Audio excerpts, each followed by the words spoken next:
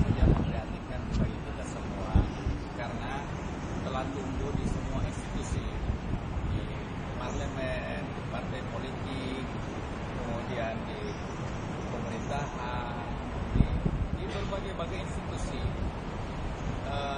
Dan ini kerja mereka ini secara langsung atau tidak langsung melakukan pemerasan, seperti halnya yang dilakukan oleh yang diduga dilakukan kalau John Kay, bukan diduga lagi, sudah divonis ya, masih dia masih banding ya, tapi yang baru terakhir ini kan Hercules ya, diduga.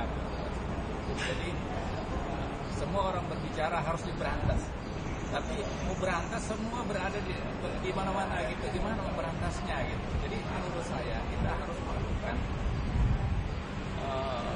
suatu revolusi budaya, merubah cara pandang kita, merubah mental kita, merubah tata cara kita itu, dan cara berpikir, pola berpikir kita untuk memperbaiki negara ini. Dan menurut saya ini harus dimulai dari pimpinan tertinggi dengan mengedepankan hidup sederhana. Sebab merajalelahnya ini premanisme itu karena akibat hidup yang hedonistik, hidup yang bermewah-mewah, dan semua orang kemudian berlomba-lomba hidup mewah dengan melakukan cara apa saja tanpa memperhatikan peraturan, disiplin dan lain sebagainya. Jadi ini tantangan yang dihadapi. Jadi kita teringat dengan apa yang dikeluarkan Bung Karno, yaitu pentingnya nation character, pembangunan nasional budaya ini.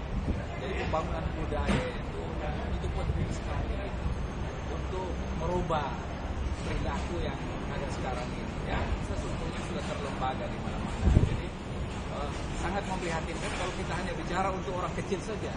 Ini orang besar pun melakukan itu sendiri, karena mereka memperkaya diri sendiri, mengumpulkan harta dengan cara yang sebetulnya melanggar aturan, melanggar undang-undang. Ini harus segera dihentikan.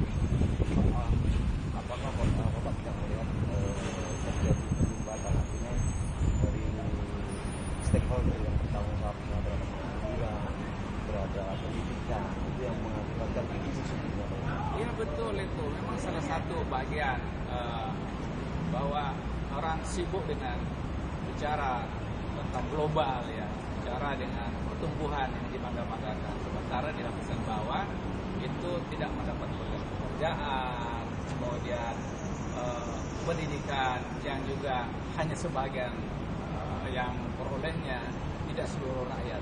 Tapi ini untuk orang bawah yang melakukannya. Tapi yang saya gambarkan tadi itu adalah premanisme yang berdasi.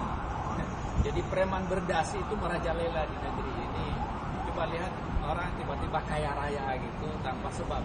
Dia bukan pengusaha, bukan apa, tiba-tiba dia kaya raya. Dari mana itu kalau bukan preman?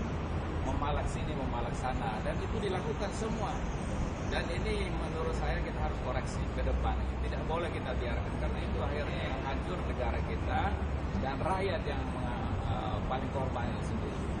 Pak, kalau dari sisi hukum, ya, kepolisian kan untuk membahas mereka harus ada bukti, harus ada pelanggaran di situ, baru polisi bisa bergerak untuk menangani mereka. Padahal mereka juga susah sekali untuk mendapatkan. Ya, itu kalau menurut saya mesti kita rubah sistem pendekatan kita adalah penegakan hukum.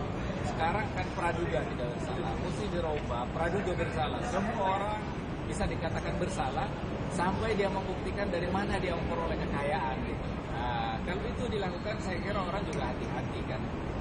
Dan ini saya kira kita harus merubahnya sendiri. Orang yang kaya raya dari mana gitu? Dia pegawai pajak tiba-tiba dia kaya raya, polisi tiba-tiba dia kaya raya. Dari mana itu? Padahal gajinya hanya sekian. Jadi kalau praduga bersalah, semua orang dianggap bersalah sampai dia bisa membuktikan bahwa dia tidak bersalah. Nah itu dia harus ini ya, baru kita bisa mengakhiri atau menghabisi itu yang namanya menghentikan itu premanisme itu yang merajalela di negeri ini. Pak, yang paling resah saat ini adalah warga masyarakat kecil. Betul Pak, sekali. Preman-preman. Betul. Mereka ini harus dibina. Tidak bisa lagi lagi dengan ya berantas mereka. Memang yang harus dibunuh semuanya. Dan mereka melakukan itu adalah pilihan yang sangat sulit mereka lakukan. Jadi harus dibina, harus dilatih, harus alih profesi. Tetapi itu yang banyak terjadi itu kan di pasar-pasar tradisional yang sering saya kunjungi ya, Sabtu Minggu itu sendiri. Dan pasar-pasar tradisional itu harus dibangun dan kompetitif. Jadi kalau sudah terbangun dan tertata, jangan sudah dibangun kemudian yang di luar itu masih dagang di jalan, dan itu sebenarnya diorganisir gitu. Karena di balik itu ada kutipan-kutipan yang ilegal itu untuk orang kecil. Tapi yang saya sebutkan tadi itu untuk negara, untuk bangsa itu mesti kita akhiri yang namanya premanisme berdasi. Pak, kalau mereka kasih itu berbahaya karena itu akhirnya melanggengkan daripada premanisme itu, karena tidak bisa diberantas oleh siapapun gitu ya. Jadi karena itu latih mereka, bina mereka, kemudian alih profesi dengan mereka, berikan pencerahan, penyadaran pada mereka. Saya kira ini akan selesai. Tidak ada, karena di negara yang sudah hukum tertegak itu hampir nggak ada itu yang namanya premanisme itu. Tetapi sesekali terjadi tawuran itu, bentrokan antar geng itu, antar organisasi, berbagai organisasi itu kan sebenarnya memperebutkan lahan, sumber-sumber ekonomi begitu. Jadi ini memang sekali lagi jalan keluarnya itu harus diberikan lapangan pekerjaan pada mereka, harus dibina, dan saya kira pemerintah punya kesempatan yang luas karena pemerintah itu punya dana, kemudian punya otoritas untuk misalnya mereka membangun ini gedung-gedung apa semua, lantai atas, lantai bawah atau lantai dasar itu sendiri diperuntukkan bagi mereka. Mereka dilatih, dididik, kasih modal apa semua. Saya kira orang mau berubah, mana ada yang mau jadi penjahat, mana ada yang mau jadi preman itu. Nama-nama preman itu sendiri kan tidak baik. Jadi ini untuk orang kecil, tapi orang besar itu mesti ada perubahan budaya ini, revolusi budaya untuk memperbaiki mental bangsa ini, akhlak bangsa ini. terakhir Pak, Ekonomi dengan memanfaatkan orang Indonesia yang suka hura-hura, kemudian tidak tertib dan lain sebagainya. Mereka mau jual barang mereka, dan ini menurut saya juga tidak boleh semua yang dari barat itu, dari luar itu kemudian kita adopsi begitu. Saya kira ini pembinaan masyarakat ini tidak boleh diabaikan.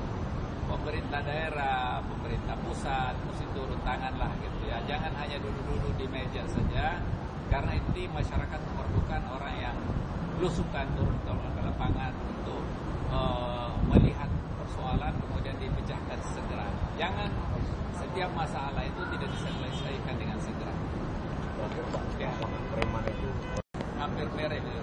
Mereka itu yang tidak taat aturan, yang tidak mematuhi aturan, mengambil hak yang sebenarnya bukan hak mereka. Yang paling bagus itu kan orang mesti bekerja apapun yang halal harus dilakukan gitu. Jadi dia memperoleh dari hasil keringat dia, jangan tiba-tiba dia kaya, kemudian dari mana sumbernya itu kan tidak jelas.